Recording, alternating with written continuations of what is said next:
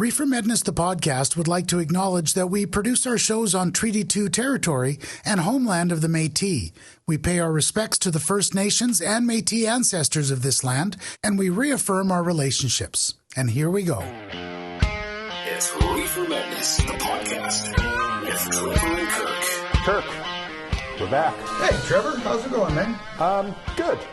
So I got to talk to another really smart person, which always makes me happy, Dr. Lyndsey Anderson.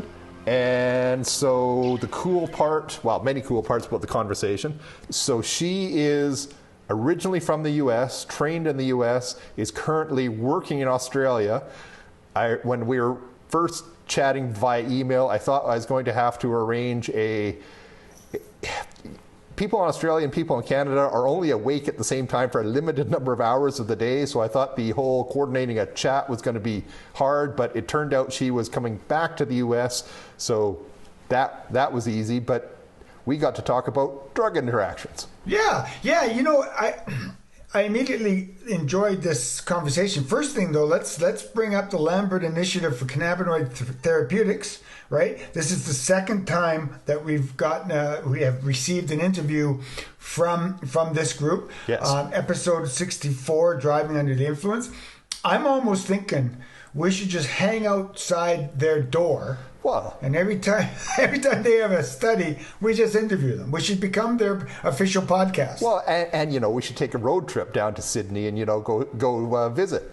Well, I think the more often we cover their stories, because it is quite fascinating, the studies they're doing, we just might get that invite. So I think there's an initiative for us to look for more stories from the Lambert Initiative. I'm really I'd like to see if there's a Canadian equivalent, so we can get some Canadian stories that are being studied, because I mean, we're legalized as a country for recreation and medicinal, and there is no funding for it. It's interesting. So yeah, I wanted to bring that out. Episode 64, Driving Under Influences, and maybe there'll be more in the future. Yeah, no, they're a fascinating group doing lots of really cool work in the cannabis space. So now Dr. Anderson does a way better job of this than I do, so I'm going to try to not do too much alphabet soup here, but I'm going to just real quick do my version of what Cytochrome P450s are and why we care. So completely unrelated to cannabis, pharmacists talk about the Cytochrome P450 setup a lot, because that's one of the most common ways for drugs to interact with each other. And the reason is this huge number of enzymes that break down medications. And I think Dr. Anderson even says the 2C9 and 2C19 might metabolize like 25% of all the prescription drugs we have. So when you have two drugs that both want to use this one enzyme to get broken down in the liver, they're going to affect each other. One will probably get broken down a little slower, one a little faster, so we might end up with more or less drug in the system than we expected. And that's why they're looking at that one. And the other really cool part about this study is they didn't just look at a couple cannabinoids, they looked at 12. Now, there could be arguably hundreds of cannabinoids, but they certainly did way more than THC and CBD. So they looked at 12-ish cannabinoids and all these Cytochrome P450s and threw them into a big chart and see what happens. Yeah, just before the conversation, a couple things came up to me. CYPs. She kept using CYPs. CYPs is CYP. Yeah, which is another short form of cytochrome. Yeah, exactly. So the audience needs to know that when she's saying the word CYPs, she's saying CYP is in that. What is an expression? What is, when you use the word expression of a CYP, a CYPs enzyme, what is that? Well, we all have slightly different enzymes in us. So it's probably not a big surprise that our livers are all a little bit different. So you might have more of this Cytochrome P450, so you might break down this drug faster. I might have a less. So one that comes up once in a while is there are people who break down codeine. So you have to codeine is what's called a prodrug, getting off into pharmacy line. Hi, it's Trevor again, breaking into the conversation. I kind of completely mucked up my explanation of codeine and prodrugs and Cytochrome P450 expression. So let me try this again. Codeine is a painkiller, opioid or narcotic painkiller that many people are familiar with. Often they're familiar with it being in the painkiller Tylenol 3. So codeine kills pain, but it does it because it's what we call a prodrug. So that means codeine by itself isn't the painkiller. It has to be broken down by an enzyme into a drug that does the pain killing. And codeine actually gets broken down to morphine, and morphine is what does the pain killing. So codeine gets broken down to morphine, morphine does the pain killing. All right. The enzyme that breaks codeine into morphine is one of the cytochrome P450s we've been talking about. It's cytochrome P450 2D6. So codeine broken down to morphine by 2D6. Straightforward? Good. Now here is what the expression part that I was trying to get across Kirk was talking about. Some people have a 2D6 that works really quickly, and some people have a 2D6 that works really slowly. So that means people who have a really slow or a poor metabolizer 2D6, really slow enzyme, not very much of their codeine changes into morphine, and they say, hey, this codeine isn't working. That's because their body actually isn't forming very much of the morphine, and so they really are getting less morphine to do the pain killing than we would have thought. On the other hand, there are some people whose 2D6 works really fast or works really well, and they actually get a higher dose of morphine than we would have expected. So, I might think, hey, that's great, I get more pain killing. But in tiny people like newborns, that can actually be deadly, because we could actually get them too much morphine to the point of overdose and not realize it, because they or their moms metabolize the codeine too quickly.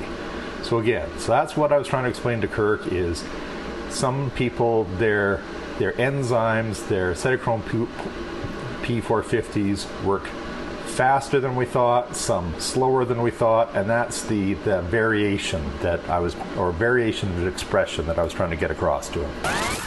So here's another question. Narrowed therapeutic window. Yeah, so I'm glad you brought that up. I was going to try to remember too. So when I talk about it, I talk about a narrow therapeutic index. She says narrow therapeutic window. I'm pretty sure we're talking about the same thing. So again, in drug world, so the therapeutic index is the magic zone, the Goldilocks zone where the drug is doing something good. And if it's too high above that, then we're doing bad things. And if it's too low above that, it's not doing anything at all. So some drugs with narrow therapeutic index, a traditional example would be warfarin. Warfarin's a blood thinner. So if we get it in its therapeutic index, it's thinning the blood just enough that we don't get clots that will cause like heart attacks and strokes. Right. So that's good. Right. But if we go too much, well, then you bleed out your eyeballs, and if we do too little, then you have a clot and a stroke and die. Right. So we have just this narrow zone where it's doing good. Too much and too little, where we have other things like, I'll use antibiotics. Really, a lot of the antibiotics we use in the pharmacy, don't go do this. But you could, a penicillin, you could really down gallons of it, and you're just going to get a tummy ache. It's not going to poison you. And for most of the things that we treat in a community pharmacy, if you didn't get enough of the antibiotic, well, your body was probably going to clear it eventually anyway. So, whether you got too much or too little, probably as a patient doesn't affect you much. Now that I said antibiotics, and I should have just asked the pharmacologist when I had her there, I was trying to make a point that she's talking about sulfonylureas, and I called them antibiotics. And of course, that's completely not true. Sulfonylureas are most commonly an anti-diabetic medications. We'll get Renee to edit out when I call them antibiotics and make myself look dumb in front of the pharmacologist. All right. So other terminology that she uses in study, and I got to thank you that whenever you bring these heady conversations to the podcast, I'm in the papers and studying, and it's like, geez, I haven't done this kind of studying since I did my ICU course some 30 years ago.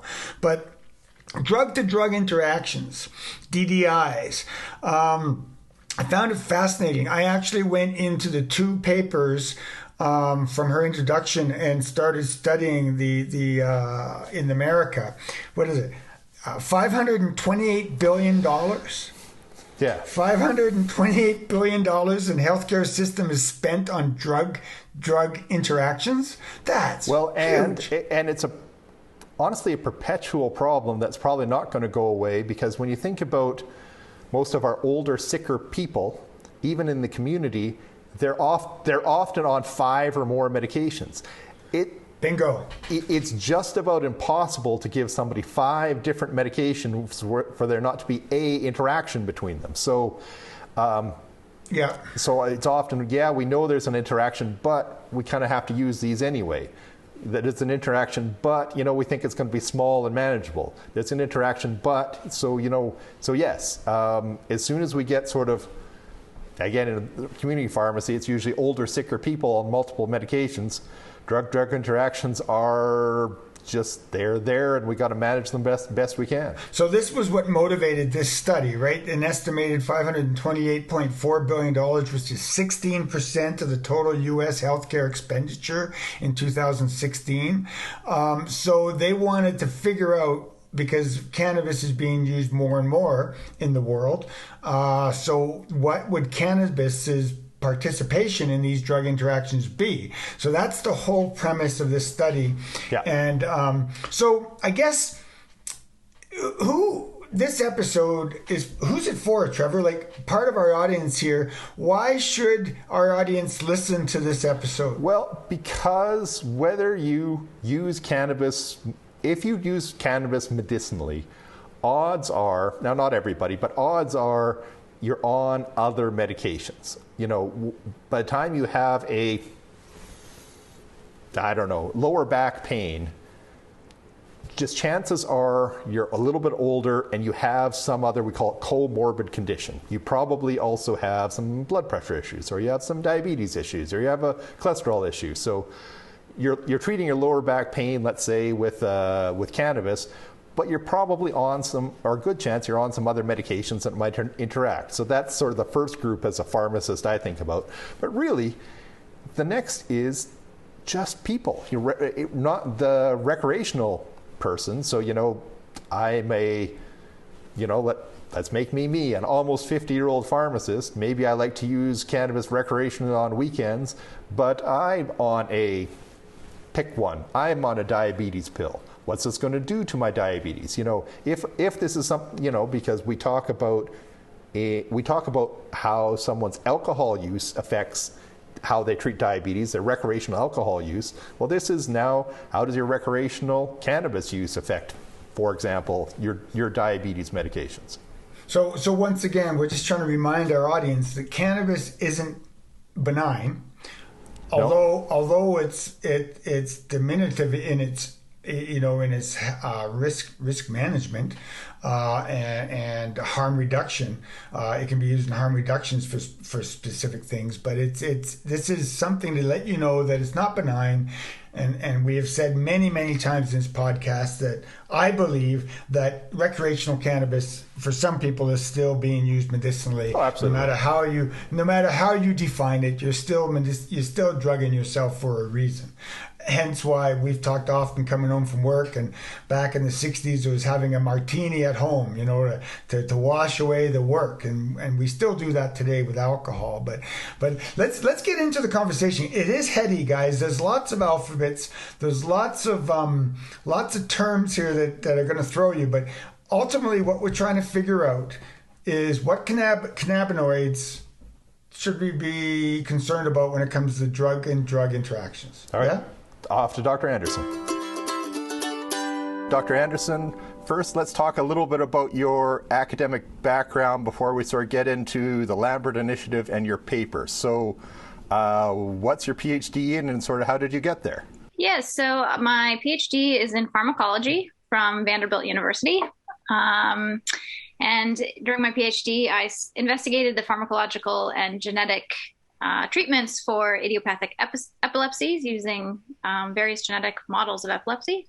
And then following my PhD, I began a postdoctoral fellowship at Northwestern University. And at Northwestern, I pursued a new project on pharmacogenomics of drug-drug interactions, as well as continued my in vivo pharmacology work, which validated a phenotyping platform in the SCN1A knockout mouse model of Dravet syndrome. Following my postdoctoral posting, I moved to Australia to join the Lambert Initiative for Cannabinoid Therapeutics, which is where I've done the work that we're going to be talking about today. Excellent. So before we get into it, and as a pharmacist, I'm always very excited about drug-drug interactions and epilepsy, so you're a great person to be talking to about this. But for us in North America, tell us a little bit about the Lambert Initiative and the amazing things it seems to be doing for cannabinoid research. Yeah, so the Lambert Initiative was established in 2015 from an unprecedented donation from Joy and Barry Lambert, who donated $34 million to the University of Sydney to support medicinal cannabis research. And this gift was the result of experiences that they'd seen with their granddaughter, Caitlin.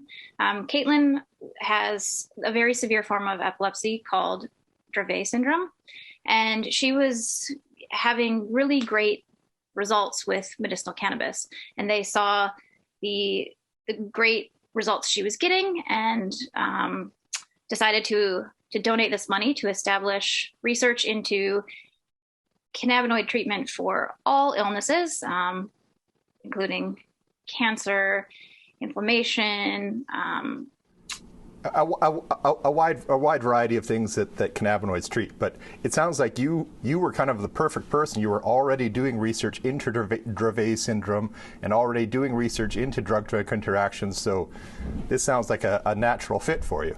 Yeah, it was. You know, the thing that I didn't know much about was cannabinoids. So I was able to learn a lot about cannabinoids there and kind of take my background with epilepsy and drug-drug interactions and meld it with their knowledge on cannabinoids. And that's perfect. So that leads us into this paper. So before we get, well, here, first I'll read the name of the paper so I get it right at least once. So the paper we're talking about is Cannabinoid Interactions with a Cytochrome P450 Drug Metabolism, a Full Spectrum Characterization. Now, normally at this point, my co-host Kirk would ask me, the pharmacist, to explain what the Cytochrome P450 system is.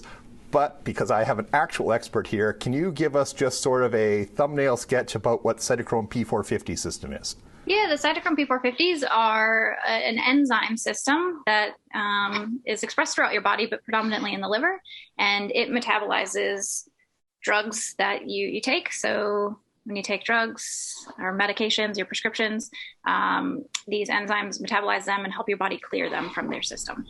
Okay, and as a pharmacist, when I fill a prescription, my computer system often pops up big red boxes saying, you know, these two drugs this patient is on have a Cytochrome P450 interaction. So it'll say things like, you know, drug X will make drug Y get metabolized faster or slower. So that would be, we'd have less of, you know, a drug in the system than you expected, or more of a drug in the system than you expected. Is that kind of the...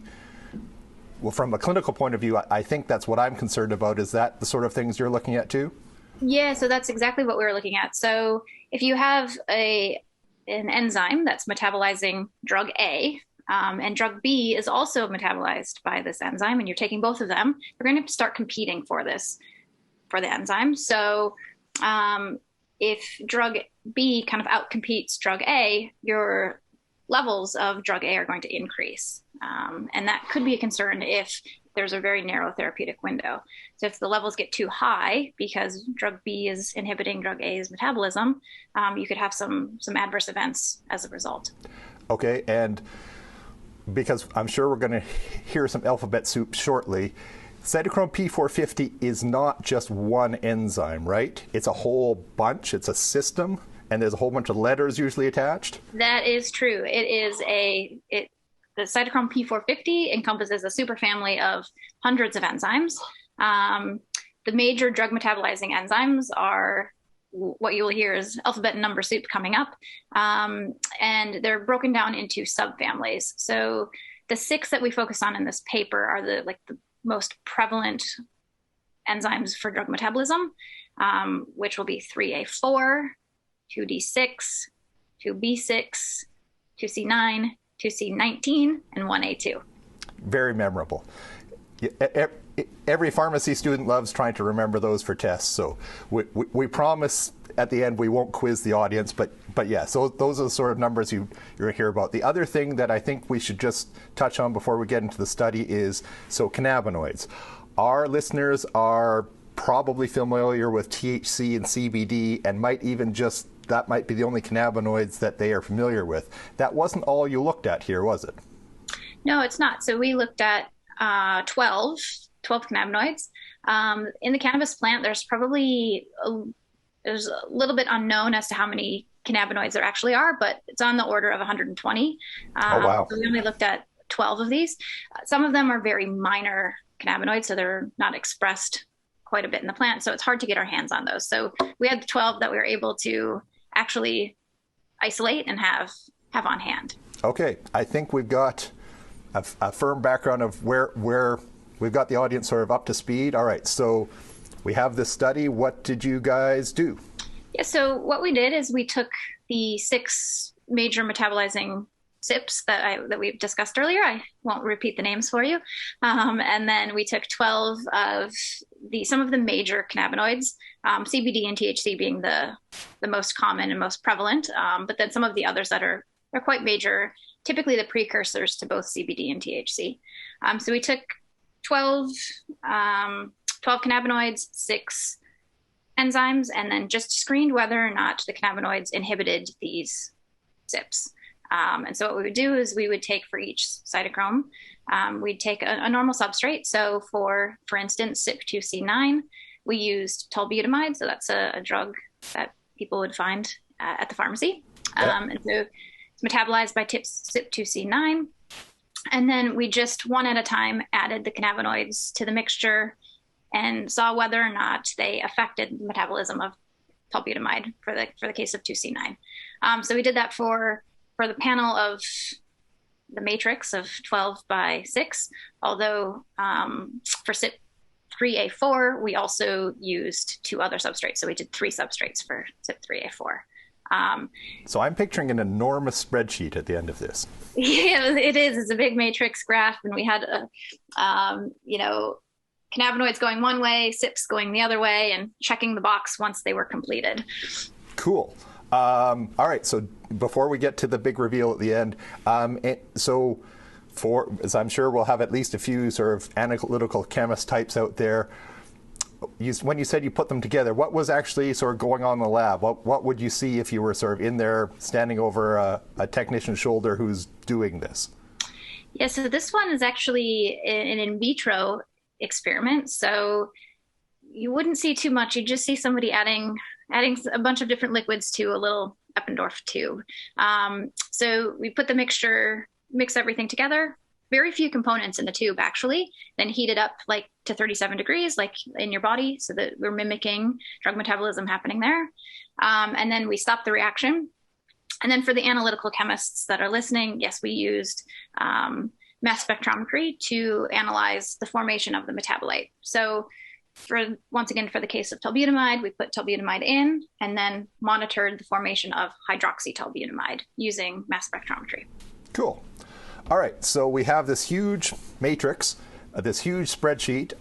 What did you guys find about the cannabinoids and the Cytochrome P450 system? Yeah, so I think what we found, so if you kind of summarize per SIP, we found that the cannabinoids largely had no effect on metabolism by CYP2D6, which that's consistent with what had been seen in the literature. So there had been other studies that had looked at the effects of CBD and THC on the CYP system, as well as a couple studies here and there looking at maybe CBN and CBDV.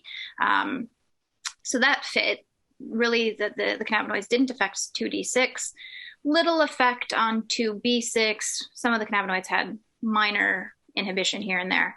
But what the major finding was that the majority of the cannabinoids inhibited CYP2C9, and then as well as CYP2C19, but less potently. And so the important thing about that is that together, CYP2C9 and 2C19, they're responsible for the metabolism of about 25% of prescription drugs on the market.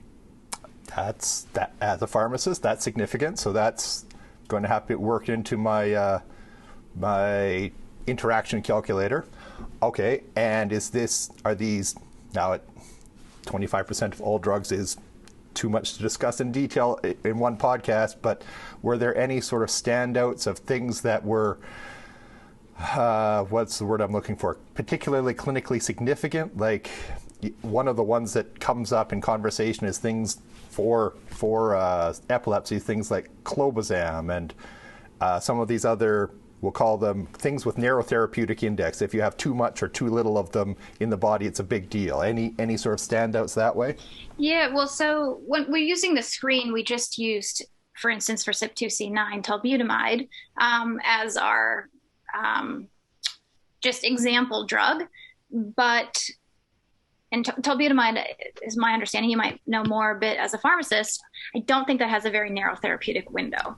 In fact, around here it's not. It's not used very much. I'm sure it's fine, but just not very common. Yeah. So, but we use tolbutamide as a proxy. Warfarin is a standout that is metabolized by CYP2C9 and has a very narrow therapeutic window. And indeed, there have been some case studies where there have been some adverse events with the result of CBD or cannabis-based products used with warfarin. But other drugs that are metabolized by CYP2C9 and 2C19 that have these narrow therapeutic windows are, in addition to warfarin, clopidogrel, phenytoin, amitriptyline, and the sulfonylureas. So I think there's the potential for drug-drug interactions. Now, we predict that these cannabinoids are affecting CYP2C9, and this might be some cause for concern. But we didn't look at these substrates and these drugs specifically. So A little bit more research would need to be done to say definitively, if you are taking a sulfonylurea and a cannabis-based medicine, there might be a bit of cause for concern. Fair enough. So no, this is really interesting. Anything else that kind of stood out from or surprised you from the study that you guys did? Yeah, I think what surprised me personally is the cannabinoids, their structure is quite similar. So I was anticipating that the inhibition profile of the cannabinoids across the CYPs would be quite constant and consistent, and that, if one cannabinoid inhibited, they all would. And that really wasn't what we saw. So that was, to me, a bit surprising. It depended cannabinoid to cannabinoid and CYP to CYP. I think one of the standouts, which was an odd one, was for CYP1A2, CBN was the only one that metabolized it, or that inhibited CYP1A2, and quite potently. So that was a bit of a surprise. Oh, that reminded me of it. So this has come up in, we'll call it clinical discussions, but obviously it'd be great if we have a analytical person confirm this. So we've been told, or people are surmising, that CBD is a much more potent inhibitor, or we'll call it effector, of the Cytochrome P450 system than THC. Do you find that true, not true, or way more nuanced than I'm making it? Yeah, I don't think it can be just put into quite a simple sentence. No, and that's fine. That's kind of what I expected. Usually, when people actually look at these, grand statements that us clinicians use, it's never quite that simple. It's always more nuanced. So CBD was not across the board affecting the Cytochrome P450 more. Not that I would say. I mean, yes, I guess with what we looked at, there was a bit of CBD maybe popped up a bit more than THC, but I think it'd be hard to make a blanket statement for all medications out there. No, and that's perfectly fair. That's why we want to talk to you, to talk to somebody who's, not just, theorizing, but someone who's actually tested it and looked at it. So this has been really interesting for me. Anything else that I've missed? Anything else you wished I had asked? I've enjoyed this whole thing. I could keep talking about drug-drug interactions all day, but probably people won't let me. Anything else you wish I'd asked, either about your research, Lambert Initiative, cannabinoids, anything like that? Let's see. No, No, I think what we were happy to do this study because medicinal cannabis is a bit of a unique one. So when medicines go out onto the market, they go through this very drug regulatory pathway that's very consistent and structured and very structured. Yes, that's the word I was looking for. Thank you. Whereas medicinal cannabis has kind of gone on a unique pathway. So its pathway to market has been very indirect, and it hasn't really followed this regular drug regulatory pathway. So whereas any drug that's in the pharmacy behind you would have been looked at its effects on Cytochrome P450s, as well as drug transporters and stuff, looking for the potential for drug-drug interactions. Medicinal cannabis didn't go that pathway, that route. So we're trying to gain the knowledge because people are using it, mostly not coming from the pharmacy behind you. Some products are, but you find people just taking medicinal cannabis products, and so we're hopeful and thankful to be able to contribute some information to the knowledge base for whether or not drug-drug interactions can occur. Now, we didn't encompass everything. There's still a lot of work to be done, but it's a start. Oh no, that's great. One more, maybe it's better just as you were talking, so I know it's going to come up, and Kirk's probably going to ask me. So I think I know the answer, but we'll check. So would it matter the route of how the cannabis got into the patient, like whether it was inhaled, whether it was ingested, or we actually have people using suppositories? Would the route of cannabis getting into the patient have changed the whole interaction with the Cytochrome P450s, or is that not exactly what you looked at? That's not exactly what we looked at, but that's a really good question. So because we just did it in a test tube, we don't have a route of administration. So we're just looking at if these drugs come in contact at these concentrations in the body at an enzyme, this is the effect that we'll have. So it's interesting because if you inhale or use a suppository for a medicinal cannabis product, you're bypassing what's called first pass metabolism. So when you ingest something orally, it's absorbed into your system, and the first thing it does is it goes through the liver, and the liver kind of is the gatekeeper. So a lot of drug metabolism happens there. So if you ingest both your prescription medication and your medicinal cannabis product together, they're kind of going to be hitting the system, hitting the liver at roughly the same time. Right. Whereas if you're taking an oral prescription and inhaling, when you inhale your medicinal cannabis product, you're going to be bypassing that first pass metabolism. So your concentrations have the potential to be a bit higher. Okay. No, thank you. And again, more nuance than I would have given. So it's again, great to have an expert on the line. This has been really a lot of fun. Wish you the best in the continued research you're doing with the Lambert Initiative. And we're hoping when your next paper comes out, there'll be something equally fascinating and that we might touch base again. Kirk. So I said alphabet soup. Did we do a little alphabet soup? But more importantly, do you think we did it in a way that people are going to understand what we're talking about? I have no clue. Okay. Because I can tell you. No, fair. No, I can tell you. Because I was listening to this interview. I take my dog for a walk every morning, and I was listening to the interview on a walk, and I'm going, oh, man, again, you're forcing me to reach back in the knowledge that I haven't tested myself on in years. Now, again, appreciate that as a nurse, part of my responsibility to understand medications is this stuff. But I can tell you that very few of the nurses in my category would get into it as deeply. And if we did have a question, we just phone you. Yeah. We just phone a pharmacist, right? And I think, we have a very smart audience. So I think it is good to give them what the researchers are working on. Yes. But, if you felt this went straight over your head, just don't panic. Don't sweat it. I think the important bit is what one of the little blitz Dr. Anderson had was, a couple of these enzymes in your liver are responsible for metabolizing about a quarter of the prescription drugs out there, and they are affected by cannabis. Yes. And it's not saying you can't take the prescription drug. It's not saying that you can't take the cannabis, but it's just let's keep your medical professional, your pharmacist, doctor, nurse in the loop that you're using cannabis. And if suddenly, your level of your blood pressure pill goes to the roof, we go, oh, well, I wonder if that's from cannabis use. That, I think for your average person, that might be the take-home message.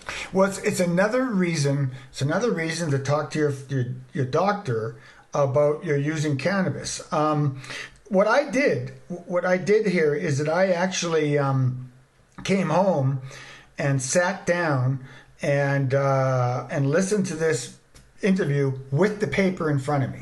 Okay. So that's what I did to try to understand and really capture what was being said. And I guess if I want to remind people that we did an episode back when with the researchers that were looking at the liver and mice, right? And so this particular episode relates back to that particular episode. And which one was it? I sent you which one was it? It was I think it was 33, but more importantly, it had one of my favorite titles. It was Liver Let Die. Liver Let Die. Yes, I thought it was witty too. Maybe our audience will think so. But I tell you what, I pulled away from it, and I think this is where I might be able to help our listeners to think about it here a little bit, and that is with CBNs. Right? Okay. We know, we're learning that CBN is starting to become dubbed the sleepy cannabinoid. THCA, as cannabis ages, THCA ages and becomes CBN. So when I looked at that study, CYP1A2, and the effect of caffeine with it, and I'm thinking that caffeine is metabolized in the liver using CYP1A2. Wasn't that interesting? What they found is that CYP1A2 also is involved with CBN. Now, if you think about how these drugs interact, if we take caffeine to become awake, right? We you're going on a long road trip, you drink coffee on the road trip, you get up in the morning, you get your coffee. Many of us have a true addiction and acceptance to coffee, right? We can buy big mugs. We've talked about this before. So now here guys, here listeners, think about this. If caffeine and CBNs are being metabolized by the same CYP program, and you're doing CBNs to fall asleep, but you're taking a cup of coffee at the same time, maybe don't expect the caffeine to work as well or the CBN to work as well, because they're working on the same system. Is that an interpretation? Yeah, I don't know if they specifically looked at that. So it's in the paper. I looked at it. Yeah, I know, but the caffeine part, whether or not that's. But short version is yes, that could absolutely be true, and I like the idea of, because I don't. Off the top of my head, I don't know what else CBN is doing in the body, but if part of its sleepy effect is it's sort of kicking out some of the caffeine, well, that'd be cool. Well, here's what's from the paper. Caffeine has a large therapeutic window, thus inhibition of caffeine metabolism by CBN is likely of little therapeutic concern, but that's because caffeine has such a large window. However, the CYP1A2 substrate, and it goes on and on and on, does have an effect. So, and it can result from a commutative CBN effect. So again, there's other components. But it's what do they say? However, media sources have dubbed CBN the sleepy cannabinoid. So there is an increasing demand for CBN isolates as a sleep aid. So if we start getting into a situation where LPs start isolating the CBN and creating an oil of just CBN, then you're going to have to be very aware that high concentration of CBN may have an effect on the caffeine. So this is how I pulled out. This is what I pulled out of the paper. So I think everything you said is fair. So and like you said, a sort of a chemical almost all of us put in our body every day. So just sort of even if you're not on prescription drugs, just how your cannabis could affect other things and could affect the amount of caffeine in your body. The other thing, I guess, when I get to the bottom of this, again, there's nothing that that's really out there as a concern, except some medications that have a low therapeutic window. Yeah. Warfarin, some of the anti-seizure medications. Yeah. And we do know that patients are using cannabinoids for seizures, so you need to include your pharmacist and your doctor to talk about pharmaceuticals that have low, small windows when you're using cannabis, because that's when there'd be an effect, right? Yeah, and one of the things I like that came up in the conversation, because I have said this, and I guess I have to stop saying this, is I've said that CBD seems to affect your drug metabolism more than other. And Dr. Anderson says, well, no, it's probably not that simple. So, that's, again, good to know that it's, as usual, more nuanced and not that simple. But yeah, it's... And the other one, as a pharmacist, I really like, they didn't look at that in paper, but I like that she let me go a little bit down a rabbit hole, was how the cannabis goes into your body is going to affect this as well. Because if you smoke, or we'll call it inhale it, if it's inhaled, it goes through your lungs, and the fancy word we use in pharmacy world is first pass metabolism, which means when you take a drug orally, it goes in your stomach, and so all the blood flow from your stomach, intestines, etc., first place it goes is the liver. So it goes to the liver, and then a bunch of it is broken down immediately before it goes to the rest of your body. We call that first pass metabolism. Your liver sort of blows it up before it does anything. Well, if you inhale it, the lungs skip the liver. And if you do it via suppository, it gets more complicated. I think it's 2/3 skips the liver and 1/3 doesn't. But if you take it orally, it definitely goes through the liver. So all of this... Medical cannabis. So all the medical cannabis, how it goes into your body is also going to vary how the liver enzymes work on it. Now, again, that wasn't the part of her paper, so I like that she let me indulge. But it's just... more things we have to sort of be aware of is route of administration is going to matter. Going back to when I told you I read the two papers, or I scanned the two papers that initiated this study in regards to the cost of drug-to-drug interactions. No surprise, but NSAIDs, most commonly involved in drug-to-drug interactions. And NSAIDs are your ibuprofens, and lots of people using it for pain management. So it's something to be aware of, that a lot of people don't realize that NSAIDs aren't for long-term use, right? They're for short-term use. Yeah, but the complicated part in different podcast is, but what if you have long-term pain? Yeah, I got it. Yeah, that's for a different podcast. Okay, mate, that was fun. I enjoyed that. A couple of other takeaway things. I had notes here. I also found interesting that, once again, cannabis it's still a mystery. Scientists still don't like this. This study ultimately didn't come out and say, "Oh my God, stop using cannabis." No, it really said, here's a start. We got more to do. We got more to do, which is happening in a lot of our studies. The other thing that's interesting is, once again, we learn, and we've known this for a long time.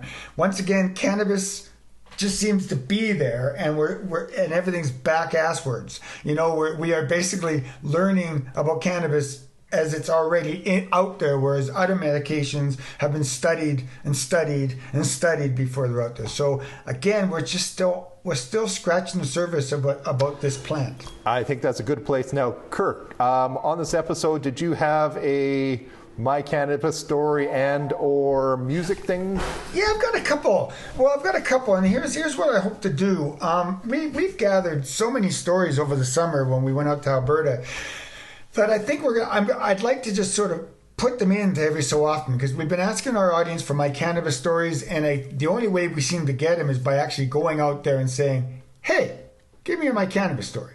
And I did that this summer lots. And one of these is a very old friend of mine. We've known each other, almost 40 years now. 40 years. He lives in Vancouver, and he lives down by Stanley Park. Now, if you've ever been down that area, lots of apartment buildings. beautiful, but lots of apartment buildings. Beautiful area, trendy restaurants. Whenever we go visit our buddy there, we're always in restaurants, we're always walking the park, all that sort of stuff. He has a story about living in Vancouver in an apartment. So that's his cannabis story. So we're just going to let my buddy here tell us his story about what it was like to live in Vancouver, or what it is like to live in Vancouver during COVID. Okay. Well, first of all, it's prohibited by the landlord when you sign your lease to smoke anything inside your apartment building. And that's true of most, if not all, of the apartment buildings now. And many of the condo developments too have that too. So you are forced to smoke anything, including cigarettes or cannabis, outside. So but then you run into the problems that you're supposed to keep it away from children and away from public places and that. So basically you are confined to walking around on your sidewalk or going somewhere. Well, you're not supposed to go to the park, but of course people do. But you're caught. If you're caught, you could be fined. Huh. So basically, you. So you've chosen to live in an apartment building right. that is non-smoking. So right. that affects your use of cannabis. Right. Now, is it also, you live in a province where you're allowed to grow 4 plants. Right, but in our lease, it specifically prohibits growing cannabis. Growing cannabis on the premises of the building. So basically, yeah, it's prohibited, and you sign the lease with that in full knowledge of that. So you have a choice. The problem is there are no buildings that really permit it, and unless you've been grandfathered that you've been a cigarette smoker for 30 years and have lived in that same apartment, and so that was never mentioned then.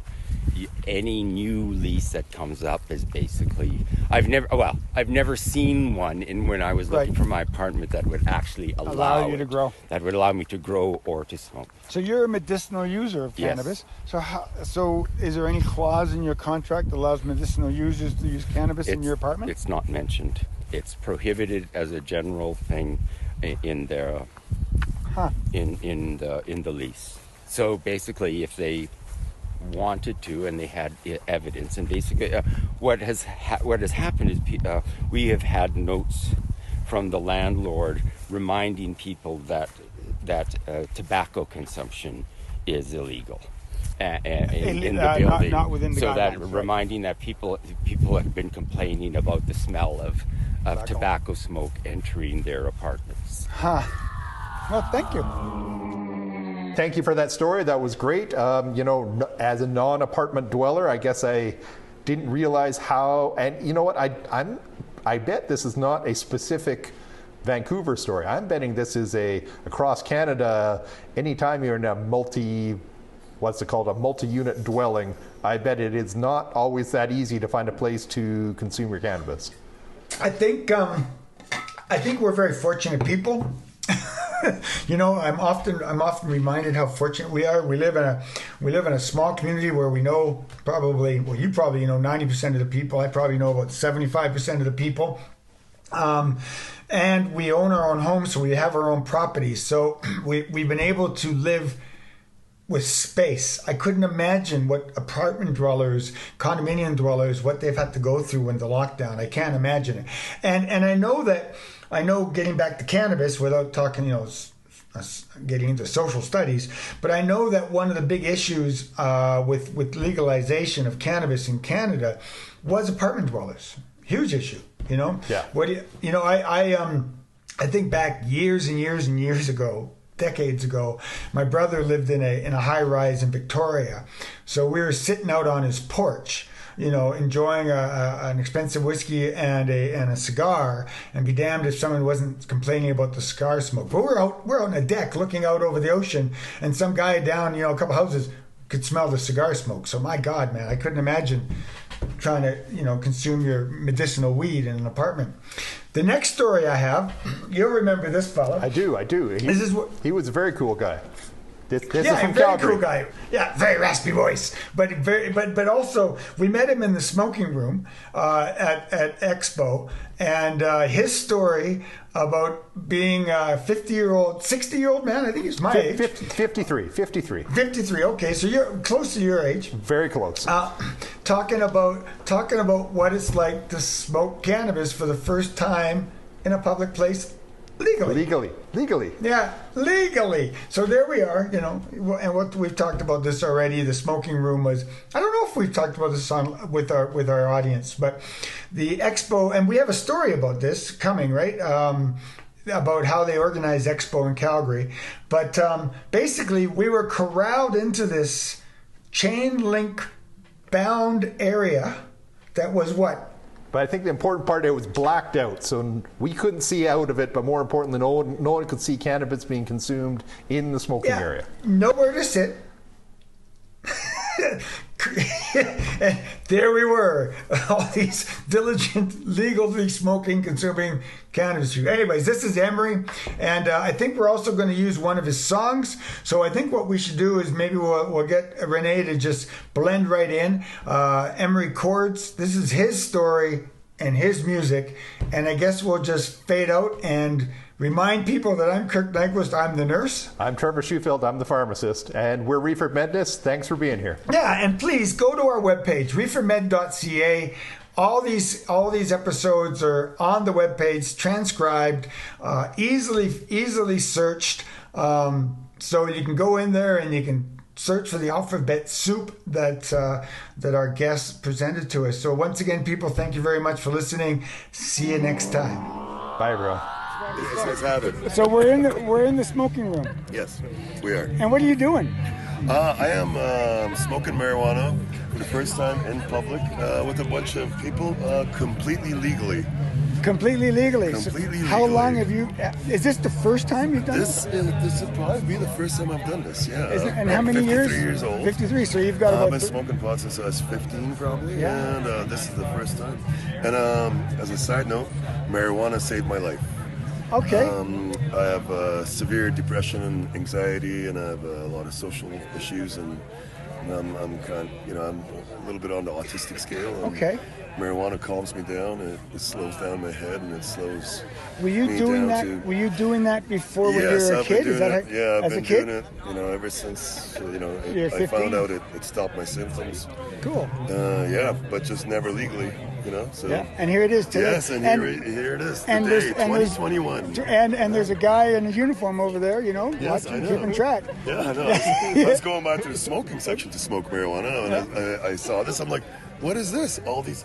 Oh my God! Oh wow! Yes, And I have to come in here and smoke a joint just for the. The guy's setting up a rosin. People have pipes everywhere. It's great. And people, it sure is different than alcohol and beer gardens. Yeah. If people were Well, the drinking only here, difference is we are definitely corralled in we're in walled a off. blind. Yeah. If this was a beer gardens, we would have picnic tables, we'd have you live bet. music, Yeah. and we'd be watching the band. We're still second-class We're citizens, but at least we're not going to jail. Yes, So, we're not going to jail. My name is. Really liked the Oh, show. cool. That was Okay. I'm excellent. up there next. So yeah, my name is Emery Chords, and you can find me on YouTube under Emery Chords Live or EM Records Live or Facebook. And, Tell you what, and actually, it's day 544 of our pandemic. I started playing live on March 17th, 2020. Okay. So I've been playing every day. So if you go on YouTube, you'll find more than 600 shows of me going live every day. Being bored, and you'll find a lot of pot. All right. Well, that was another good one, guys. It's Renee.